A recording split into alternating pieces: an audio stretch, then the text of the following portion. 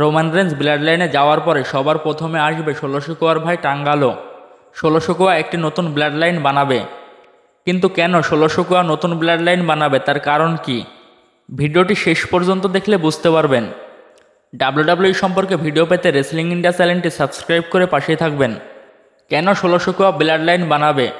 তার কারণ হলো রোমান রেঞ্জ রিটার্ন আসবে, আর রোমান রেঞ্জের সাথে জেমি ওসো রিটার্ন আসবে, আর তার সাথে জেই ওসো আসবে। রোমান রেঞ্জ তার পুরনো ব্লাড লাইন নিয়ে ডাব্লিউডাব্লিউতে রিটার্ন আসবে আর অ্যাটাক করবে ১৬০০ নতুন ব্লাড লাইনের উপরে টামাটঙ্গা এবং টাঙ্গালোকে। এখানেই কাহিনীতে টুইস্ট আছে। এই নতুন ট্রাইবাল চিফ ১৬০০ হবে না, ট্রাইবাল চিফ হবে দ্য রক। রোমান রেঞ্জ এবং রকের ফিউড খুব তাড়াতাড়ি ডাব্লিউডাব্লিউতে শুরু হবে, আর দ্য রকের এটা হবে নতুন ব্লাড লাইন। এখানে ১৬০০ টাঙ্গালো এবং টমাটঙ্গা থাকবে। এটা শিওর যে এটা রোমান রেঞ্জের টপ ফাইট ম্যাচ হবে।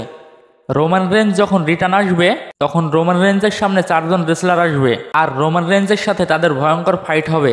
দ্য রক, টাঙ্গালো, ১৬০০ টামাটঙ্গা, এদের সাথে বেবিফেস রোমান রেঞ্জ একলা এই ৪ জনের সাথে লড়াই করবে। আর তখন থেকে শুরু হবে রোমান রেঞ্জের দ্য ব্লাড লাইন ফিউড। আর এই ব্লাড লাইনকে আরও ইন্টারেস্টিং করার জন্য ব্লাড লাইনে নতুন নতুন রেসলারদের আগমন করিয়েছে ডাব্লিউডাব্লিউ ম্যানেজমেন্ট। আজকের ভিডিওটি এ পর্যন্তই, ধন্যবাদ।